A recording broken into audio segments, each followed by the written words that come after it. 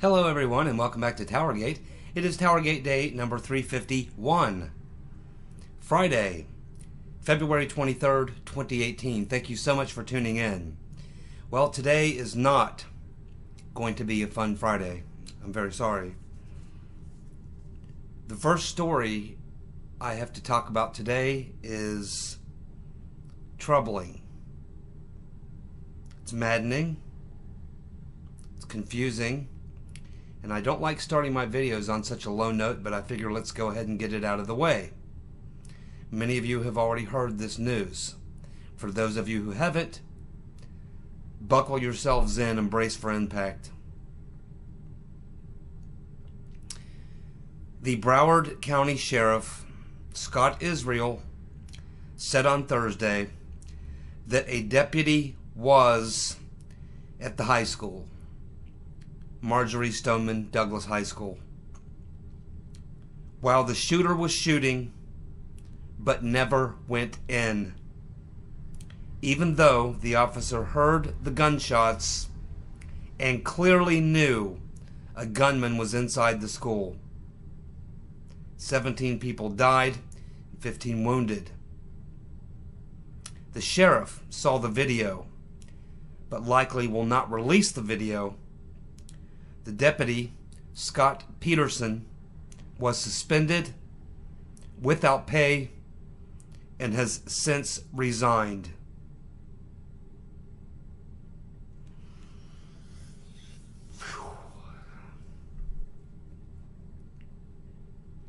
I have no idea how anyone... Now, this guy was a school resource officer, but he was a deputy sheriff. And he was outside the school, went outside the school, or was outside the school and took up a position, I guess. But he did not go in, even though he knew what was happening. I don't know how that's possible. Even any individual I can think of, armed or unarmed,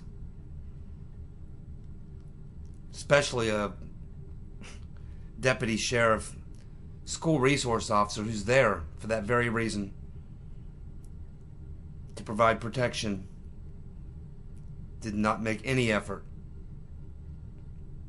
to go in and at least ways lay down some fire on the shooter and draw his attention away from potential victims. He did nothing.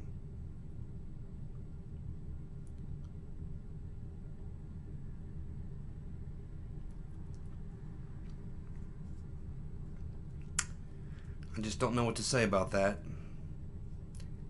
Any individual I would imagine it would be my natural, I would think, it would be your natural inclination. How could you not respond to something like that? How could you be armed? I mean, there are many people unarmed would have gone in and would have tried to distract the shooter, do something. He's the school resource officer, deputy sheriff. He's armed. There's a lot of problems with this story.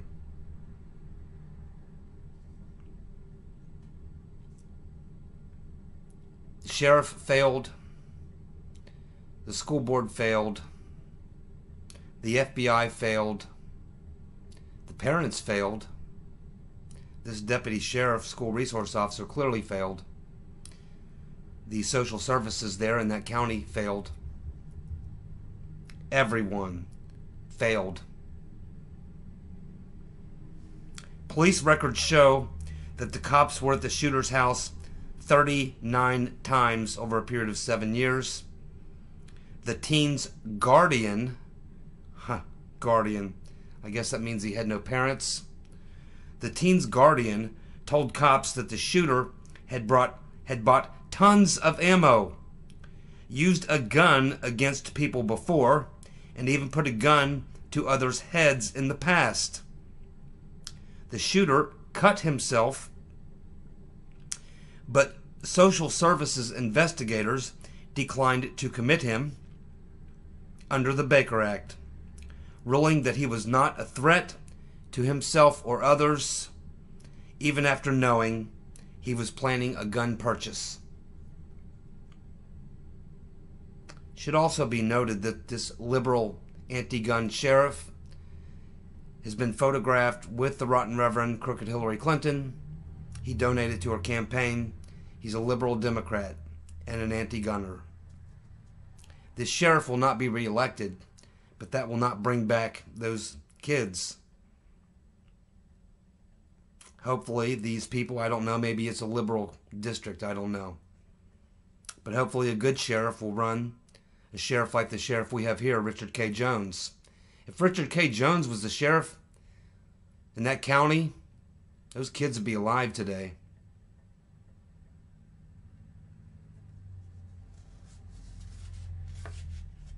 The FBI was warned 2 times about the shooter. The FBI was told the shooter expressed a desire to kill people and was a potential school shooter. The FBI was given information that about the shooter's gun ownership, his desire to kill people, his erratic behavior, his disturbing social media posts, and that he was on antidepressants. Everyone failed. There was a lot of failure going on.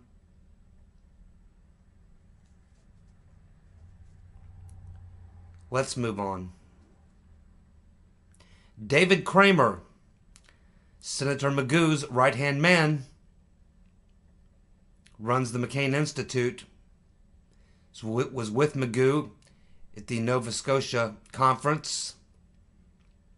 He's the one Magoo sent over to England to meet with Christopher Steele to get information from the dossier, which was then given to Magoo, who then gave it to Director Comey, who didn't really need a copy since he'd already had a copy and had already used it to get FISA warrants.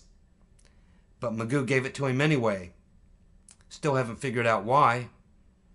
But David Kramer pled the fifth. He will not testify to Congress. Now, we learned from Mr. Gubarev's lawsuit that once they did their deposition with Mr. Kramer, Mr. Gubarev's attorneys told the judge in the case down there in Florida that they no longer needed to pursue who gave the dossier to BuzzFeed, which makes it look pretty clear that it was David Kramer who gave the dossier to BuzzFeed. And that's possibly why, one of the reasons, why he pled the fifth. And he's probably involved in a lot more, as is Senator Magoo. When you plead the fifth, you're basically saying, I'm guilty, but you have to prove it. I'm not going to volunteer it for you. It's the act of a guilty man, Mr. Kramer, David Kramer, a guilty man.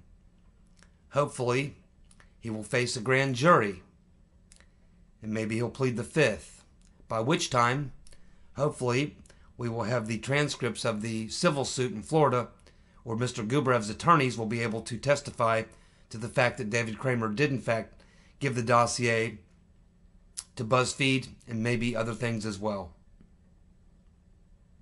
Paul Sperry of the New York Post, if you remember, he wrote 2 bombshell articles about a month or so ago that we covered here on TowerGate. He's written another beaut. Get a load of this, folks. Paul Sperry of the New York Post. Mueller is continuing to use the dossier as a roadmap for leads, according to sources familiar with the investigation. Also, he's still using information from the wiretaps obtained illegally through the FISA court in his investigation. This following Mueller's public relations stunt on those 13 Russians, which he knows will never face a jury. That's why he did it. It was a public relations stunt. He knows they'll never face a jury, and he knows if they did, they'd come with their lawyers, and their lawyers would have some questions of their own, and have some depositions of their own, and some evidence of their own. And Mueller knows this. It's not hard to figure this stuff out, my friends. Yesterday, or day before yesterday, Trump is clearly feeling the same frustration many of us feel. And he tweeted out the following, quote, "Question, if all of the Russian meddling took place during the Obama administration, right up to January 20th, why aren't they the subject of the investigation? Why didn't Obama do something about the meddling? Why aren't Dems' crimes under investigation? Ask Jeff Sessions." He's awfully frustrated, and I don't blame him. We're trying to sort it all out, and I imagine he is too. You know, I don't think that Rod Rodenstein is on the team, on our team. I just think he had no choice but to cooperate. Because he signed off on one of those FISA warrants, and he's aware of a lot of the shenanigans that went on. And he's a rat. That's why I call him Rodenstein. The beady-eyed, pencil-necked geek knows that he is probably going to end up with his goose cooked as well. So, he's probably cooperating. That's the only thing I can think of. And as far as Jeff Sessions, we're still trying to figure it out. Once the IG report comes out, we'll see what that says. And we'll see what Jeff Sessions does. He's on a very short leash. I can tell you there's a lot of people steaming. They're watching very closely. Sessions has to act. I can't imagine he cannot act. If he does not, there'll be such a call for him to resign. It will be incredible. And I'll be the loudest voice out there. This thing needs to get fixed. It's a mess. And it all started with Jeff Sessions recusing himself, allowing Rod Rodenstein to appoint his buddy, Uncle Bob. What a mess. The building of the wall has begun. Yesterday, they broke ground on the new construction of the first section of wall, which is in Calexico, California, right on the border of Mexico. This particular section of wall will be going from San Diego to Tijuana. This is the first section of wall to be constructed. There's like 6 different designs. I'm not sure which one this one is. One of them is a solid concrete wall, and the other 5, I believe, are see-through type walls. I'm not sure if the entire thing will be one wall or different types of walls. I think it depends on what you need and where you need it. But it is good news that the building of the wall has begun. It's one positive step in the right direction that Trump is doing. If we could just get rid of that deep state coup, huh?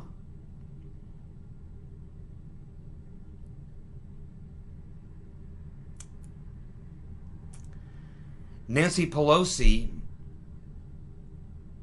is probably not going to make it to 2018, unfortunately. I was hoping she'd be around till 2020, but a lot of rumors coming out of the rumor mill in D.C.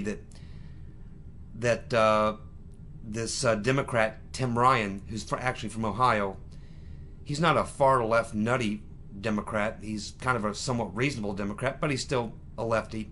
I'm no fan. But he is kind of putting together kind of a bit of a coup. He did this once before, about 2 years ago, but this time I believe he may succeed. I'm hoping not. I'd prefer Pelosi stick around for at least a few more years. She's the best player on our team. She does wonders for the election swinging in a positive way for us. But Ryan and some other people have gotten wind of this series of ads that's going to be running in the 2018 campaign, particularly in purple states and in states where there are vulnerable Democrats and also some vulnerable Republicans. These ads are going to be centered around Nancy Pelosi's comment about the tax cuts being nothing more than crumbs. And I understand it's pretty powerful. They're shooting several different ads, and they're going to be blasted all over these areas where where there's close races, or where Republicans think they can defeat a Democrat or keep a Republican from being defeated. Nancy Pelosi is going to be the poster girl for the Republicans' 2018 campaign, and her comments about the tax cuts being nothing more than breadcrumbs. Now, Tim Ryan has learned of this, as have other Democrats, and they know it's going to be brutal for them. They cannot defend that, and they're not trying to. They're, in fact, the ones who've been asked about it, if you've noticed, are not defending Pelosi, and they're basically just not commenting, saying, well, to a lot of people in my district, $200 a month is, it's important. It's not breadcrumbs, and we're happy that we're getting that money. Unfortunately, all them Democrats stuck with Pelosi and Schumer and voted against it, and it's going to be used against them in a big way. Believe me, it's going to be powerful, and it's going to have real repercussions for the Democrats. But Pelosi has been advised of this, even by her own people. But she just can't stop doing it. She was just out in a speech on Wednesday using that the tax cuts are nothing more than breadcrumbs. At which point, a female heckler, said, hey, Nancy, how much are you worth? She's committing suicide for her and her party. And they just don't think that they can do 2018 with Nancy Pelosi. They know if they get rid of her, it will probably get rid of the ads. Get rid of the ads. I'm not so sure it will. But they're thinking she has to go as soon as possible. But Pelosi has all the power. And it's hard to knock out a speaker unless they want to go. Unless they are under criminal indictment or something like that. She is going to fight like hell. She will go kicking and screaming. But the word is that coup attempt of Nancy Pelosi is underway. And that she might not make it very much longer, but they'll be in for a hell of a fight. This will be the third time now that they've tried to take her out in the last 2 or 3 election cycles. And she's still there. It's tough to unseat a speaker unless they have criminal indictments or something like that. They control the money. And they control a lot of the power and where the power flows as well as the money. But that's what word is leaking out of the swamp, is that there is a coup attempt, Nancy Pelosi, headed by Democrat of Ohio, Tim Ryan. And they're working on that now as we speak. And Pelosi knows it, by the way.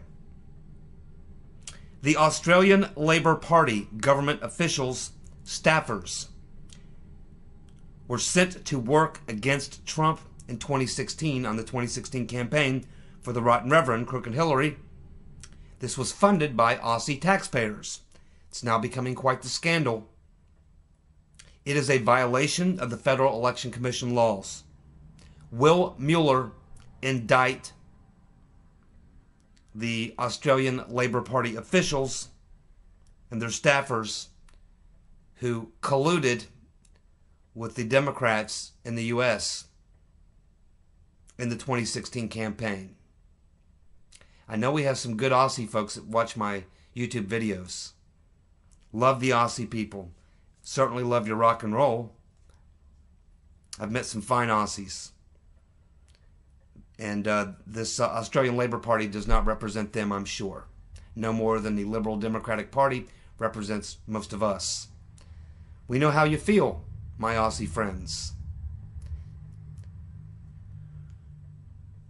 Maybe you will get a Donald Trump, and he can win in Australia. But in the meantime, Uncle Bob, what are you going to do? More collusion by foreign individuals meddling in the 2016 election, not registered as foreign agents, did not report to the FEC the expenditures or any of the money spent in the election. All violations, Uncle Bob. Pelosi says that we need to cut the grass at the border so people can't be smuggled through the grass. That's her idea for immigration, to stop the illegal immigration. Last April, Pelosi said that the border wall will take food from babies and cause dirty air and dirty water. We also have Victoria Tensing Mr. Campbell's lawyer demanding that the DOJ open an investigation into leaks about her client. Leaks which led to attacks on him and his character. And of course, we have MoveOn.org, Mr. Soros-backed group, with a petition to remove 6,000 signatures to remove Devin Nunes. It was given to Paul Ryan. Why did they do that? It's because they're worried. They're terrified of Devin Nunes because he's a real man and a real patriot. Finally, on an even sadder note, bad news for the North Korean Olympic athletes. No medals for the North Korean athletes. No medals. Uh-oh. What do you think is going to happen to them? What do you think Kim Jong-un will do to them to punish them for not winning any medals? I feel sorry for those North Korean Olympic athletes. They never had a chance, and now they definitely have no chance. Finally, one final word to you anti-gunners, left-wing nutcases. Let me remind you of something, especially you in the liberal media who say you value the First Amendment. Let me remind you that it is the Second Amendment, the right to keep and bear arms, that protects all the other 9 rights in the Bill of Rights. It's the right to bear arms that protects all of our rights. When you lose the right to bear arms, the rest of your rights go right behind it. Look at Mao, Stalin, Hitler. They took the guns, and then they came for everything else. You liberals are going to get us killed. Thank you so much for tuning in. I appreciate it, each and every one of you. I look forward to reading your comments, and I'll be back on Saturday. This weekend, I'm going to lay out the frame up for you. You guys be well. Take care.